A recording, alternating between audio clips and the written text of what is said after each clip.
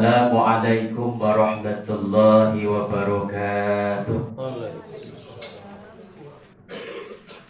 Alhamdulillahi rabbil alamin alladzi anzala as-sakinata fi qulubil mu'minin liyazdadu imanan ma'a imanihim. Ashhadu an la ilaha illallah wahdahu la syarika lah wa ashhadu anna Muhammadan abduhu wa rasuluh sallallahu alaihi wasallam la nabiyya ba'da.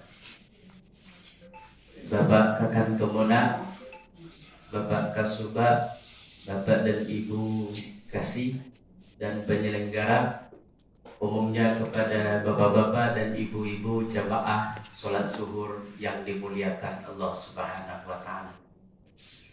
Bersyukur kita kepada Allah Subhanahu wa ta'ala. Alhamdulillahirabbil alamin. Pada kesempatan ini kita kembali bisa melangkahkan kaki, mengayunkan tangan bersama-sama datang ke rumah Allah ini dalam rangka melaksanakan sholat zuhur secara berjamaah. Semoga sholat zuhur kita ini tadi diterima oleh Allah Subhanahu wa ta'ala. Amin. Selanjutnya salawat dan salam kepada Nabi besar kita Muhammad sallallahu alaihi wasallam dengan ungkapan Allahumma shalli ala sayyidina Muhammad wa ala ali sayyidina Muhammad. Bapak dan Ibu sidang jemaah zuhur rahimakumullah.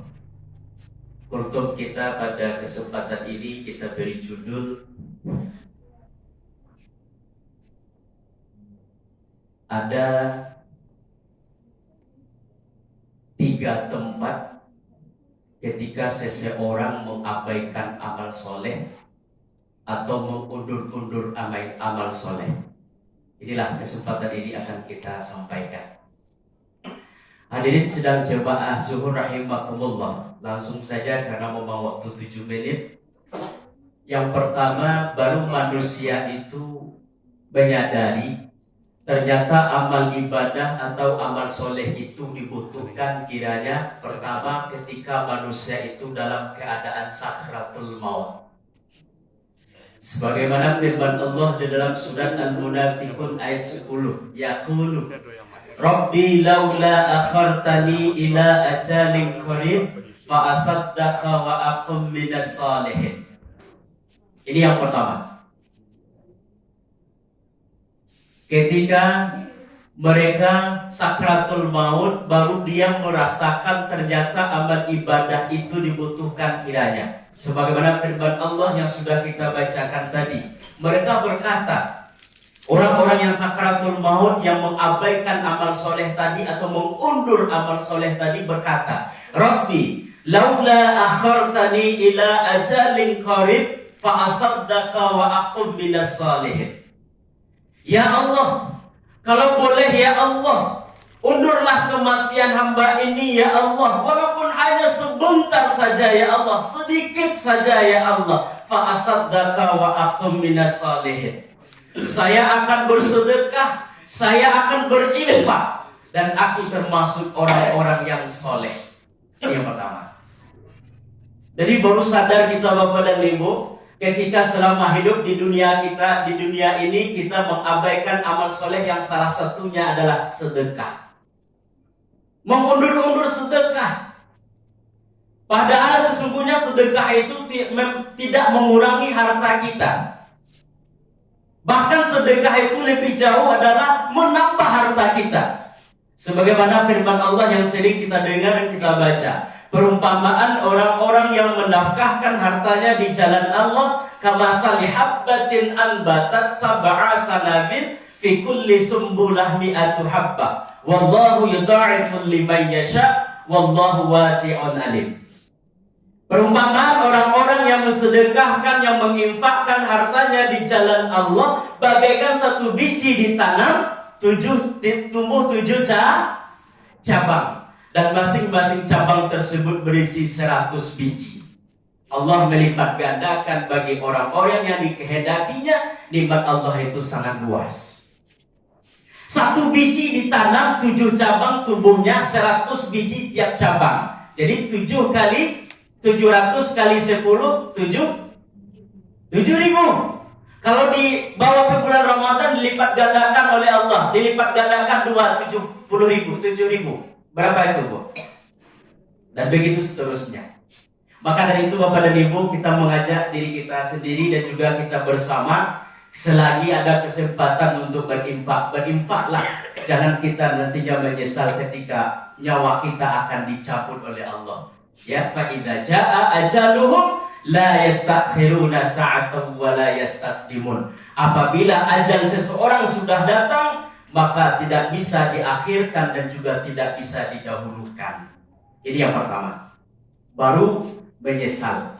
Kemudian yang kedua, Bapak dan Ibu, barulah ya mereka itu meyakini ternyata amal ibadah itu dibutuhkan kiranya bagi orang-orang yang mengulur-ulur amal soleh itu ketika manusia tersebut sudah meninggal dunia dan sudah dimasukkan ke dalam kubur. Di dalam surat Al-Mu'min ayat 99, hatta idza jaa ahadahumul maut qala rabbirji'uni. Ketika manusia itu sudah meninggal dunia dan sudah dimasukkan ke dalam kubur, mereka minta kepada Allah, qala rabbirji'uni, kembalikan lagi ya Allah aku ke atas dunia. Kenapa minta dikembalikan? Ya, karena memang amal soleh atau amal ibadah tidak cukup dibawa ke alam barzakh. Tidak cukup karena memang mengundur-undur amal soleh, mengabaikan amal soleh semasa di atas dunia. Maka ketika masuk ke dalam kubur, minta lagi ke atas dunia. Qala rabbirji'uni. Bukankah kata Rasulullah menyampaikan, ada 3 macam yang mengantarkan jenazah ke depan pintu kubur. Yarji'u ithnani ahluhu wa maluhu wa yabqa wahidun a'maluhu. Yang mengantarkan jenazah itu 3 macam ke pintu kubur. 2 pulang. Mana yang 2 itu? Yang pertama adalah ahluhu, keluarganya. Keluarga yang cinta kepada kita, sanak famili, handai tolan kita, suami kita, istri kita, ya, anak kita, cucu kita, tetangga kita, mati kita. Dia hanya bisa mengantarkan ke depan pintu kubur saja. Walaupun lah berjanji ya Pak dan Ibu, saya bisa mati jo istri di bawah pohon toge katanya. Ketika istri mati atau salah seorang yang meninggal, tidak akan pernah kita mendengar dia juga ikut masuk ke dalam kubur. Iya tuh, Bu. Kalau ibu mati, nama Pak kau masuk dalam kubur. Bu. Kalau kecil mulai, tapi memasuk ansenya. Dimasukkan ke dalam kubur tuh kecil apa tuh? Anak saya kau di dalam layonur. Karena ganti kau lado. Kemudian tanah itu kan dimasukkan apa? Dipijak-pijak supaya pade semakin kancang pijaknya dia Pak berdua tadi ya, semakin itu lama dijen kan wajah kalau jen kan wajah ganti lah do nyelai menangi do Pak berdua tadi ke Ustaz. Tapi tanginya beda aja yang lain ke anaknya, nyogosok-gosok matanya tapi pakai tunjuk aja. Atuh ganti silur nampak aja sekali. Ada sih kau tuh Pak. Cie kalau di kumpulan juga. Jadi Bapak dan Ibu, yang pertama adalah keluarganya pulang, tidak pernah dia masuk ke dalam kubur mau nianawa.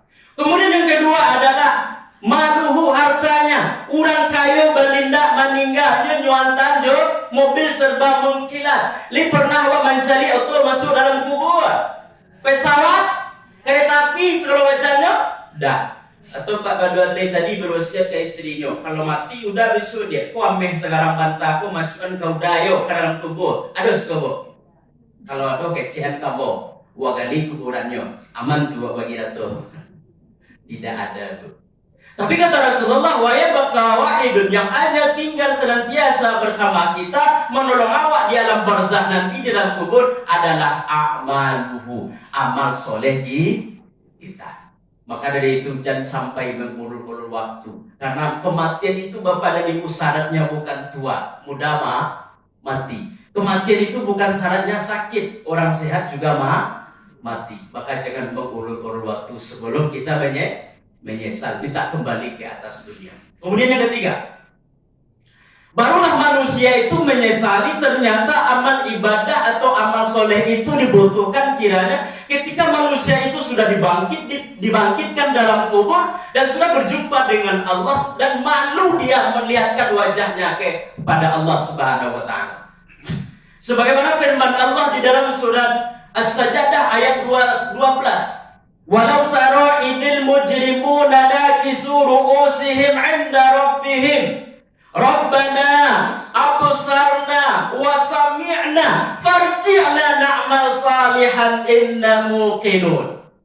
Ketika dilihat orang-orang yang mujrimun, orang-orang yang banyak dosa, yang mengulur-ulur waktu untuk beribadah, yang mengabaikan amal saleh, ketika dia berjumpa di hadapan Allah, malu dia tundukkan kepalanya sambil berkata kepada Allah, saya sudah lihat dan sudah dengar azab-Mu ya Allah, tak takau ada kami ya Allah, kembalikan kami lagi ke atas dunia supaya kami bisa beramal soleh lagi ya Allah.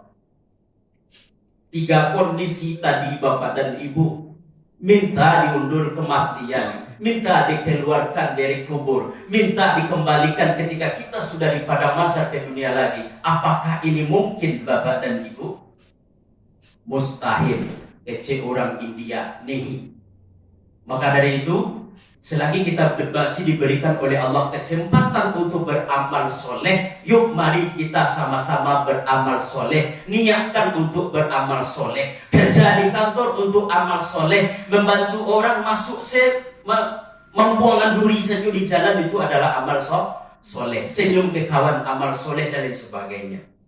Mudah-mudahan puasa kita tahun ini adalah puasa yang terbaik seumur hidup kita. Masih tinggal 9 atau 8 hari lagi kita melaksanakan puasa Ramadan. Mari semakin kita tingkatkan amal ibadah kita. Faqtabiru ya ulil absar. Wallahu muwaffiq ila aqwamit thariq. Billahi taufiq wal hidayah. Wassalamualaikum warahmatullahi wabarakatuh.